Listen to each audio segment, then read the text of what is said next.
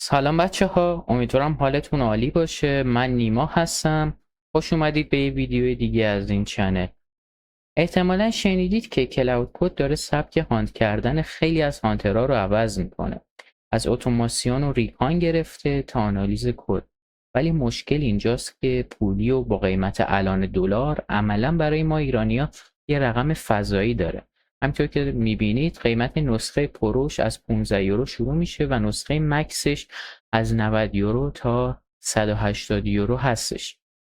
بازار ایران نسخه پروش تقریبا 4 میلیونه و نسخه مکس از 25 میلیون شروع میشه تا 45 میلیون که رقم خیلی زیادیه.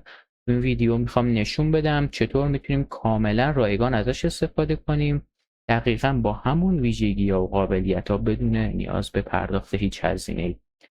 اگه اولین باره که ویدیوهای منو میبینید خوشحال میشم چنل رو سابسکرایب کنید و زنگوله رو هم بزنید تا ویدیوهای بعدی رو از دست ندید.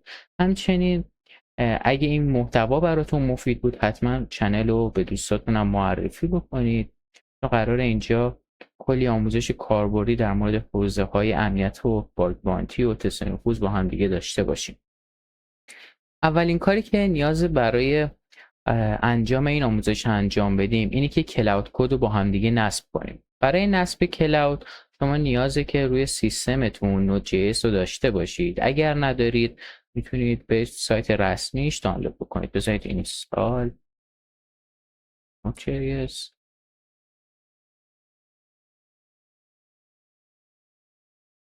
بذارید اینستال نود. از سایت رسمیش میتونید اینو دانلود بکنید.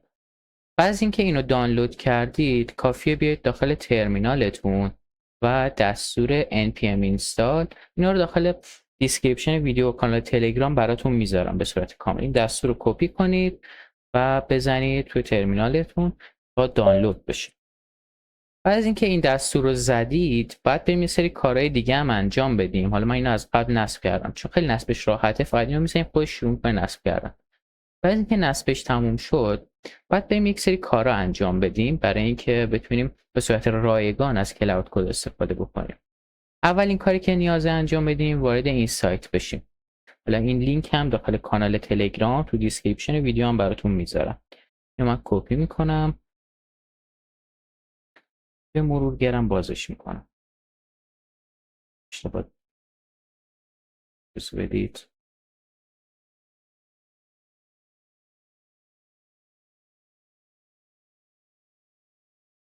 خب اینجا نیازه که ثبت نام انجام بدم. حالا من ثبت نام با یکی از ایمیلام انجام میدم و بعد ادامه رو بهتون نشون میدم. بعد از اینکه ایمیلتون رو انتخاب کردید کافی اینجا کانتینیو رو بزنید و به مرحله بعدی.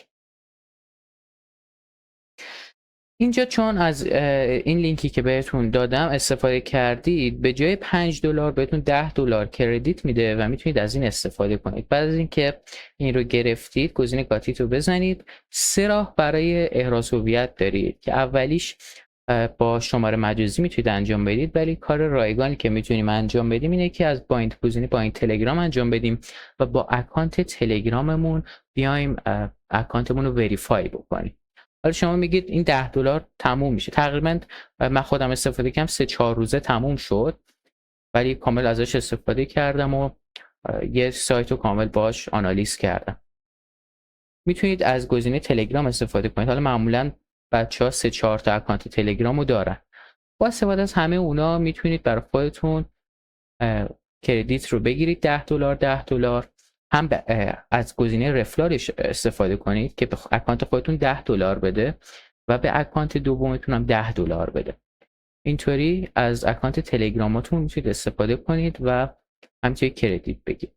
اگر اکانت تلگرامتون هم تموم شد میتونید از شماره مجازی رایگان استفاده بکنید یا اینکه نهایتا از نامبرلند با قیمت خیلی ناچیزی یه شماره بگیرید 20 تومن و کارتون رو راه بندازید. ولی جا اصلا شماره مجازی رایگان میتونید پیدا بکنید که فقط یه SMS ازش دریافت کنید. خب برای اینکه اکانتمون رو وریفای کنیم اوپن تلگرام رو میزنم و اینجا تلگرامم باز میشه. وارد یه ربات میشم. اینجا استارت رو که بزنم برام اکانتم وریفای میشه. حالا کافی برگردم دوباره توی همون سایت و منتظر بمونم. یه چند لحظه صبر میکنیم تا این وریفایش انجام بشه.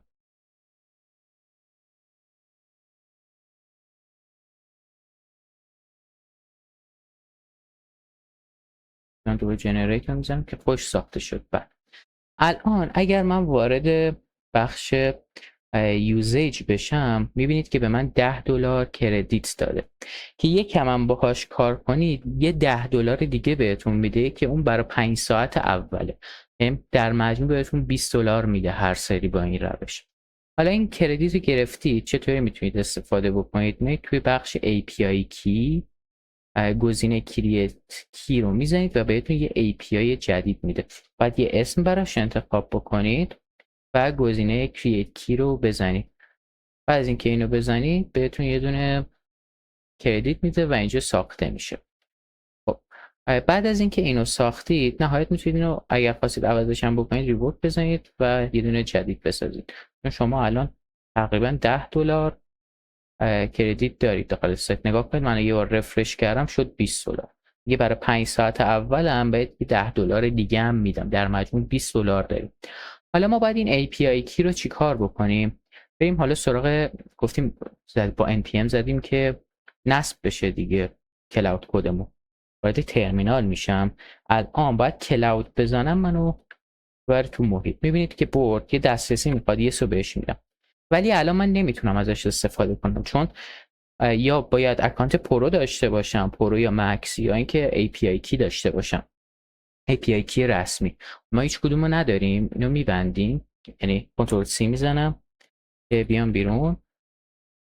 بعد از اینکه کلاود رو نصب کردید یه پوشه براتون ساخته میشه داخل همون دایرکتوری که با پسوند دات هم اولش با دات شروع میشه.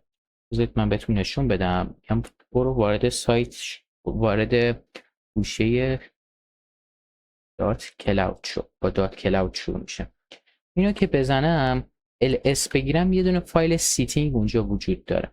من اینو با سابلاین باز میکنم. میگم سابلاین یه دونه تکست ادیتوره، میتونید ازش استفاده کنید یا از هر تکست ادیتور دیگه میتونید استفاده کنید.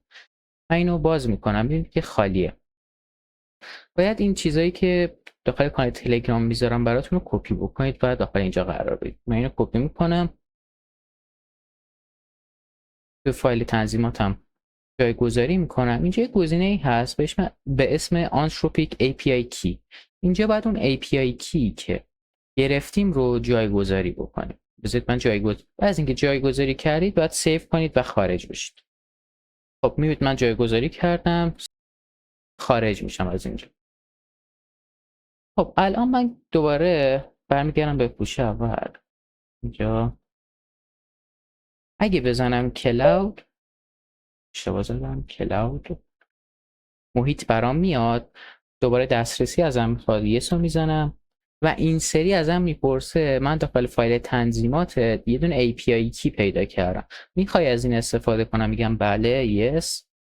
و الان وارد محیط کلاود میشم و هر دستوری بزنم میتونه بهم جواب بده و میتونم ازش استفاده کنم. میگم های. خب این به خاطر فیلتر شکنمه احتمالاً.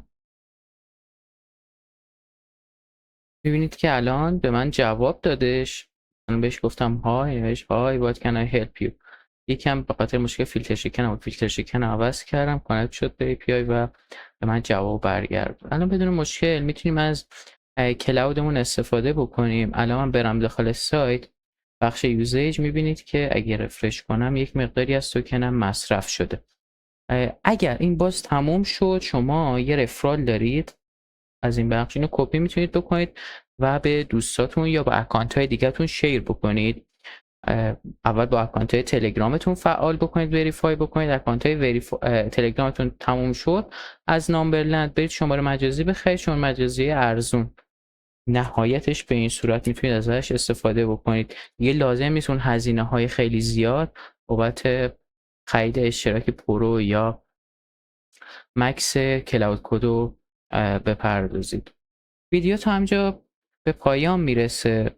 اگر این ویدیو براتون مفید بود خوشحال میشم لایک کنید، کانال سابسکرایب کنید. اگر هم سوال یا پیشنهادی دارید توی بخش کامنت ها برام بنویسید. حتما میخونم، جواب میدم به همشون. ممنون که تا آخر ویدیو همراه من بودید. تا قسمت بعد، خدا نگهدار.